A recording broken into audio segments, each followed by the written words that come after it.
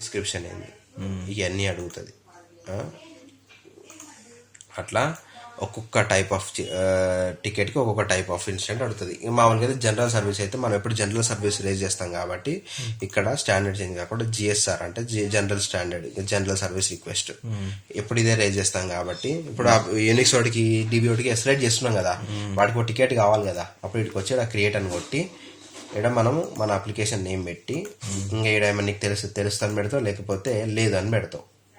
ఇంకా ఇక్కడ తెలుసు అని పెడతావు, లేకపోతే ఆధార్ అని పెడతావు, లేకపోతే నీకు తెలిసినవి మాత్రమే ఫిల్అప్ చేస్తావు. జిఎస్ఆర్ అంటే ఇక్కడ ఆధార్ అని పెడతావు, ఇక్కడ ఇది క్లిక్ చేస్తావు, ఆధార్ అని పెడతావు. అసైన్మెంట్ గ్రూప్ ఎవడు అసైన్మెంట్ గ్రూప్ అంటే ఏ టీంకి అయితే అప్లై చేస్తున్నావు అది. ఇప్పుడు యూనిక్స్ వాడు కావాలి,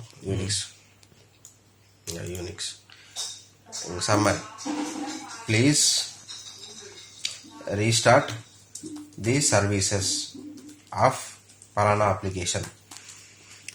ఇప్పుడు ఎక్స్క్లేట్ చేయడం అంటే ఇట్నే చేయడం. ఇదే hi Unix, we are observing something errors, please check and do the needful అని పెట్టేసి క్రియేట్ కొట్టేస్తాం, ఎక్స్క్లేట్ చేస్తాం, వాడు చూసుకుంటాడు. అంతే మెయిల్ పెడతావు, ఎస్కలేట్ చేస్తావు, పేజ్ పెడతావు, నీ చాయిస్.